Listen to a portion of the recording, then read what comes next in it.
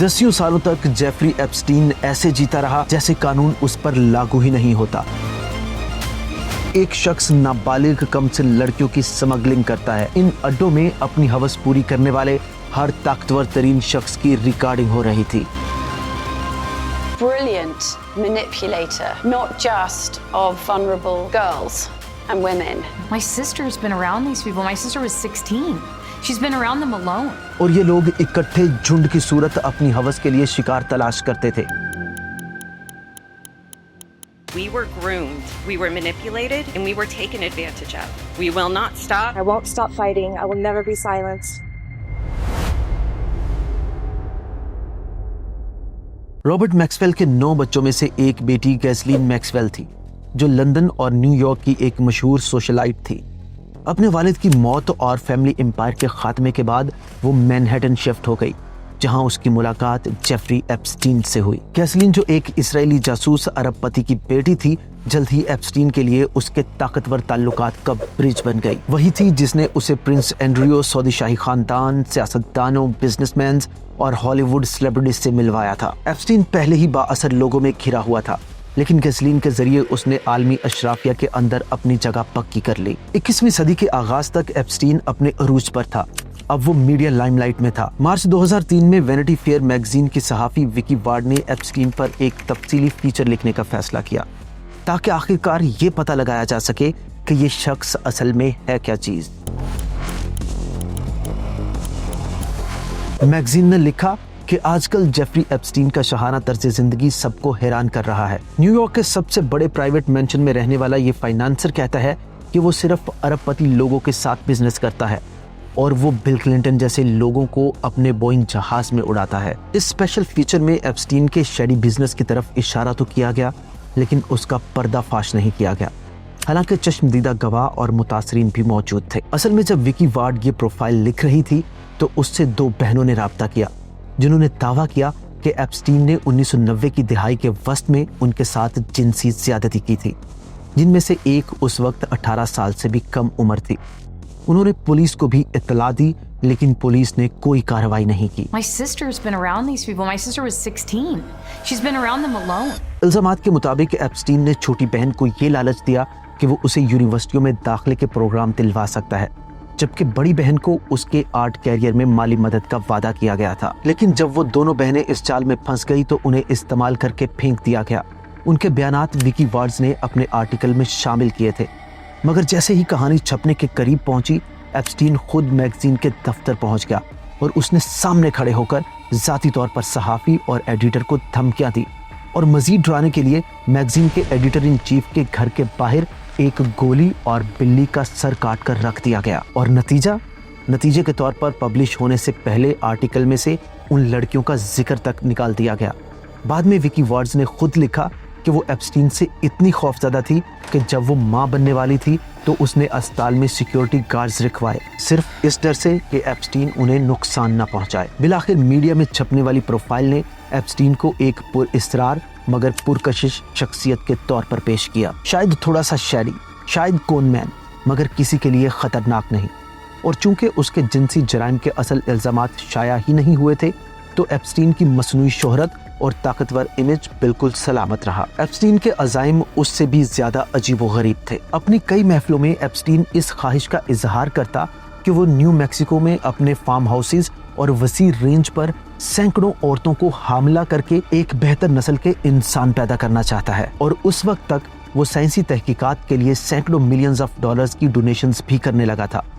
कुछ लोग उसकी सखावत देखकर उसकी अजीबो गरीब हरकत को नजरअंदाज कर देते, मगर बहुत से लोगों को उसकी पुरइस्रारियत पर शक जरूर गुजरता था। एप्स्टीन की शख्सियत का सबसे बड़ा पहलू उसकी कम उम्र लड़कियों के साथ जुनून की हद तक दिलचस्पी थी। उसने कभी शादी नहीं की, मगर उसके रोमांटिक ताल्लुकात हमेशा खबरों की जीनत बने रहते। फिजिक्स के प्रोफेसर लॉरेंस क्रॉस ने एक बार कहा कि एप्स्टीन के इर्द गिर्द हमेशा 19 से 23 साल की लड़कियां रहती थी, जबकि डोनाल्ड ट्रंप ने 2002 में तबसरा किया था कि एप्स्टीन को हसीन औरतें उतनी ही पसंद हैं जितनी मुझे, बस फर्क ये है कि उसकी अक्सर औरतें काफी कम उम्र होती हैं।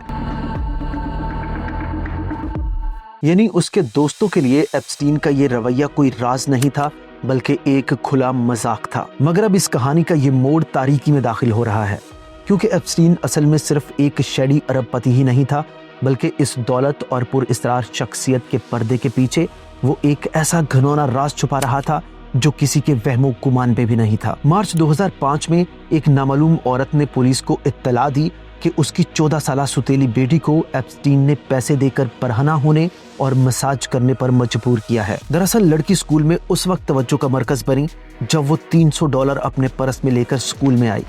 بات پھیلی، اسکول آفیسرز نے پوچھ گچھ کی تو اس نے ایک لرزہ خیز کہانی سنائی۔ اس نے بتایا کہ ایک بڑی عمر کی سہیلی اسے ایک شاندار ساحلی حویلی میں لے گئی۔ وہاں ایک 25 سالہ سنہری بالوں والی عورت اسے ایک کمرے میں لے گئی جہاں ایک شخص جیف موجود تھا، جس نے اسے کپڑے اتارنے اور مساج کرنے کا حکم دیا اور پھر اس کے ساتھ جنسی زیادتی کی گئی۔ جب پولیس نے اسے فوٹو لائن اپ دکھائی تو اس نے فوراً ایپسٹین کی شناخت کر لی۔ اگلے 1 سال میں پولیس نے اس سارے معاملے کی تفصیلی تفتیش کی اور اس دوران درجنوں متاثرہ لڑکیوں سے بیانات لیے گئے۔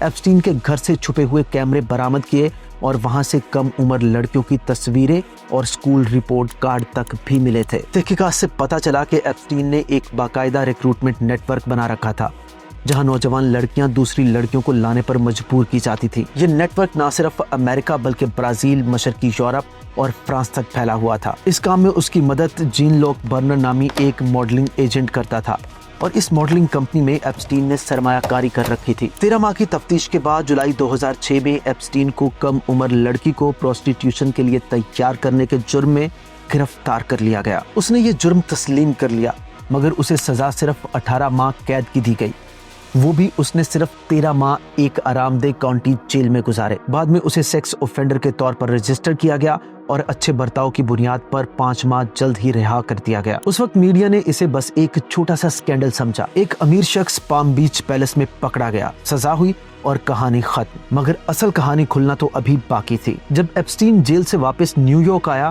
تو اس کی شہرت ختم نہیں ہوئی بلکہ سب کچھ ویسے ہی تھا جیسے کچھ ہوا ہی نہیں۔ رہائی کے فوراً بعد اس نے ایک ڈنر پارٹی رکھی جس میں شہر کے بڑے بڑے لوگ شریک تھے۔ چند ہفتوں بعد اس نے پرنس اینڈریو کی سالگرہ کی تقریب بھی ہوسٹ کی تھی۔ عجیب بات یہ تھی کہ لوگوں کو پتا تھا کہ ایپسٹین نے کیا کیا ہے، یہ سب میڈیا میں چھپ چکا تھا مگر پھر بھی کسی کو کوئی فرق نہیں پڑا۔ ایپسٹین کے کاروبار پر بھی کوئی فرق نہیں پڑا، سب کچھ ویسا ہی چلتا رہا، یہاں تک کہ 2015 میں اس نے اسرائیل کے سابق وزیر اعظم ایہود باراک کی کمپنی میں سرمایہ کاری بھی کی جو کئی بار اس کے نیو یارک اپارٹمنٹ میں ٹھہرا بھی تھا، جبکہ ایپسٹین خود بھی اکثر اسرائیل کے دورے کرتا رہا ہے۔ ایپسٹین نے بل گیٹس سے بھی تعلق قائم کر لیا۔ بتایا جاتا ہے کہ دونوں کی ملاقات 2014 میں اس وقت ہوئی جب بل اپنی گیٹس فاؤنڈیشن کے لیے ڈونرز تلاش کر رہے تھے، یعنی اس کے جیل جانے کے 5 یا 6 سال بعد۔ گیٹس کئی بار ایپسٹین کے پرائیویٹ جہاز میں اس کے پام بیچ والے گھر تک بھی گیا، وہی محل جہاں نابالغ بچیوں کو ہوس کا شکار بنایا جاتا تھا۔ آج تک ان ملاقاتوں کی واضح وضاحت کسی نے نہیں دی۔ گیٹس نے ایک مرتبہ بس اتنا کہا تھا کہ ہاں، میری اس سے چند ڈنر ملاقاتیں ہوئی تھیں۔ I had dinners with him. اب مجھے ان پر افسوس ہے۔ I regret doing that. اس نے دعویٰ کیا تھا کہ وہ ایسے لوگوں سے جڑا ہوا ہے جو گلوبل ہیلتھ کے کاموں میں ڈونیٹ کریں گے، جو کہ میرا بھی شوق ہے۔ He had relationships with people he said, would give to global health, which is a interest I have. وہ میٹنگز ایک غلطی تھی، ان سے کچھ حاصل نہیں ہوا اور میں نے تعلق ختم کر دیا۔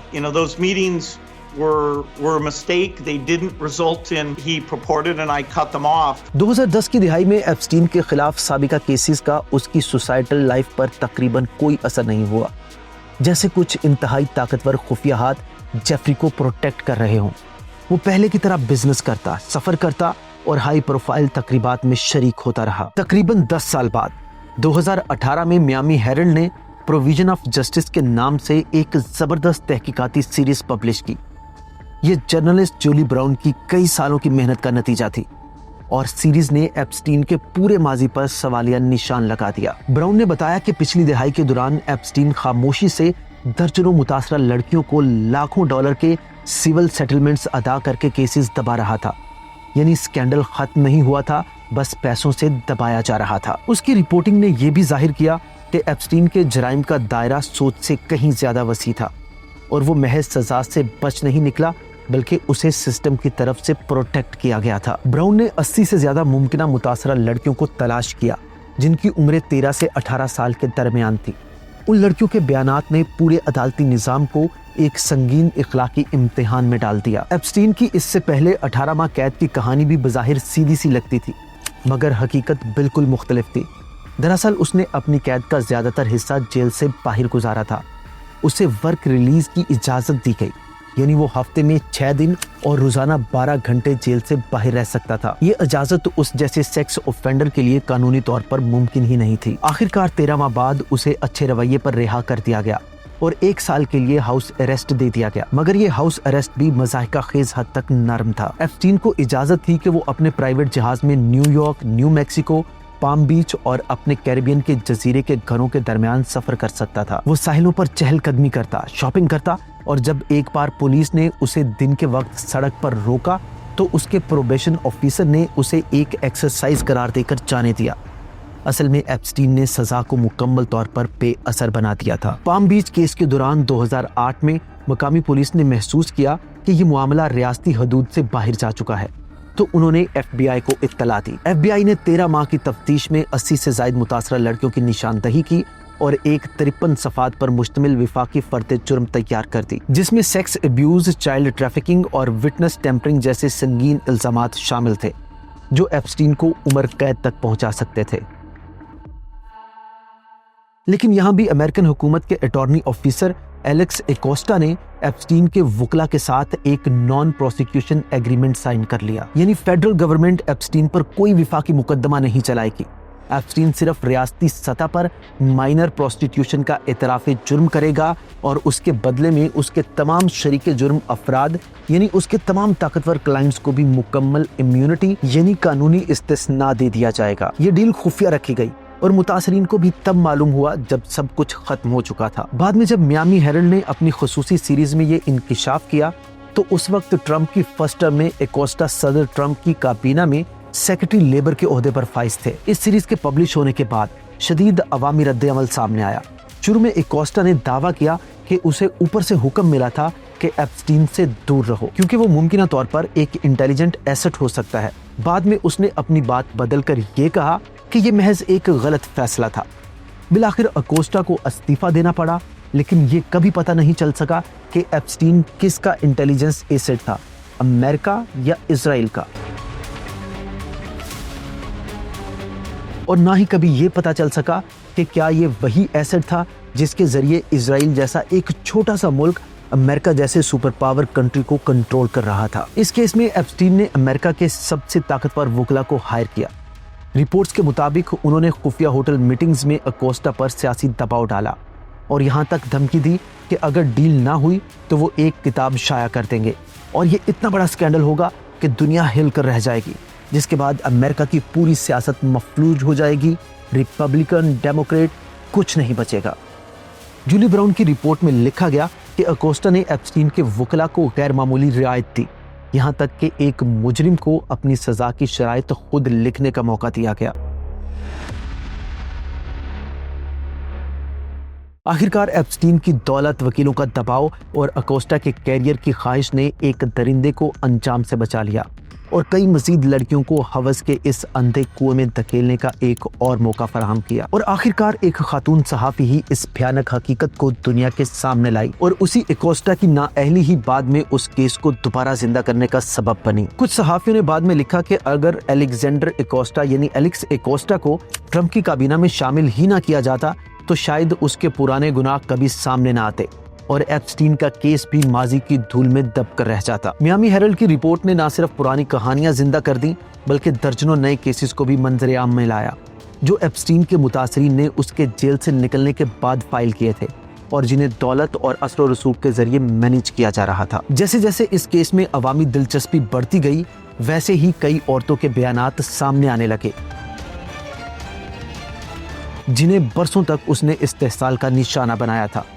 लेकिन मियामी हेरल्ड की ये तहकीक सिर्फ आगाज थी।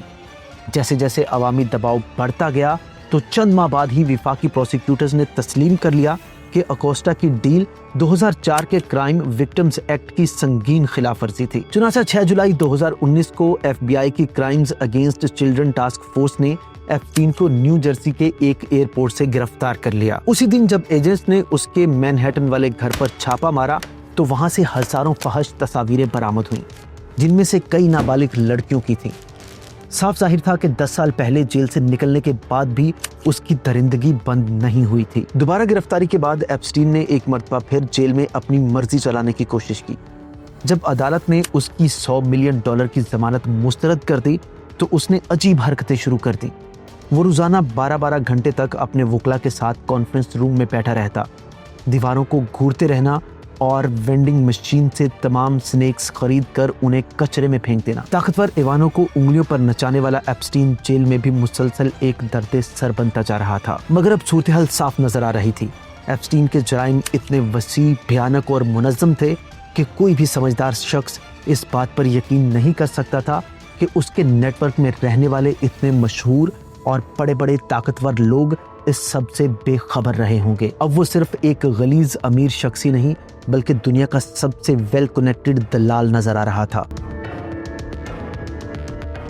جب عوام کو احساس ہوا کہ FBI کے پاس اس کے خلاف 60 صفحات پر مشتمل رپورٹ ہونے کے باوجود ایپسٹین تقریباً بغیر سزا چھوٹ گیا تھا اور وہ یہ سب کچھ دنیا کے امیر ترین اور طاقتور ترین لوگوں کے درمیان رہتے ہوئے کر رہا تھا، تو پورے امریکہ میں ایک ہنگامہ برپا ہو گیا۔ جولی براؤن کی رپورٹ سے پہلے لوگ اسے بس ایک کریپی بلینئر ہی سمجھتے تھے، مگر جب انکشاف ہوا کہ اس کے کلائنٹس کو بھی مکمل طور پر امیونٹی دے دی گئی تھی تو تمام کہانی کے سرے ایک دوسرے سے جڑنے لگے تھے۔ سوشل میڈیا پر ایک طرح کا طوفان مچ گیا۔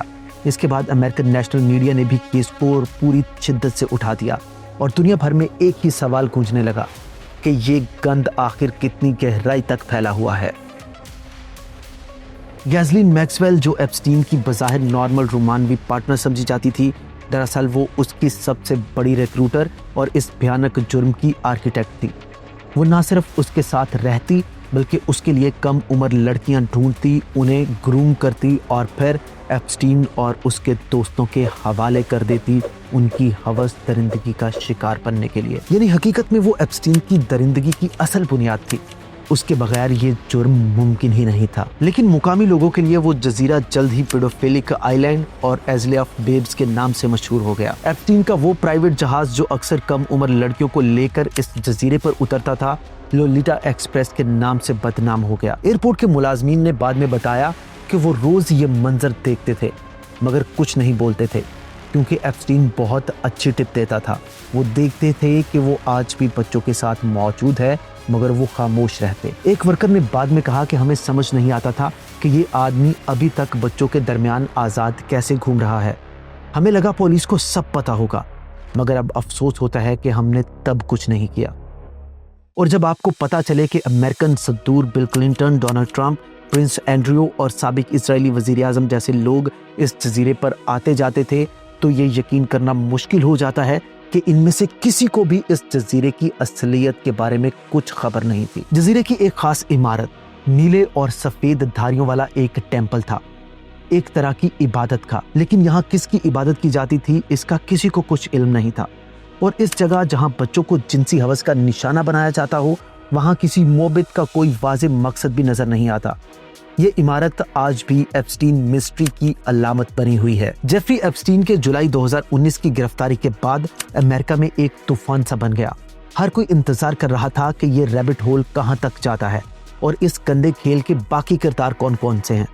پرانے انٹرویوز، شواہد، متاثرین، سب کچھ تیزی سے منظر عام پر آنے لگا۔ مگر پھر ایک دن 10 اگست 2019 کی صبح، گرفتاری کے صرف 5 ہفتے بعد ہی ایپسٹین اپنی جیل کے سیل میں مردہ پایا گیا۔ پولیس کا کہنا تھا کہ اس نے خودکشی کی ہے، مگر دنیا یہ ماننے کو تیار نہیں تھی۔ سرکاری وضاحت مضحکہ خیز لگ رہی تھی، کیونکہ سرکاری کہانی کے مطابق اس وقت جیل کے گارڈ سو گئے تھے اور عین اسی لمحے CCTV کیمرے بھی خراب ہو گئے تھے۔ وقت گزرنے کے ساتھ اس کی موت کے حقائق سے متعلق کئی دعوے سامنے آئے، مگر ایک جملہ ایپسٹین ڈیڈنٹ کل ہمسیلف عوامی بے اعتمادی کی عالمی علامت بن گیا۔ یہ نعرہ دیواروں پر لکھا گیا، ٹی شرٹس پر پرنٹ ہوا، حتیٰ کہ سیاستدانوں نے بھی اسے ٹویٹ کیا، اور آج یہ محض ایک فکرہ نہیں رہا بلکہ ایک احساس بن گیا ہے۔ احساس اس بات کا کہ ہم عوام سے ہم سے جھوٹ بولا جاتا ہے اور طاقتور لوگ ہمیشہ بچ نکلتے ہیں۔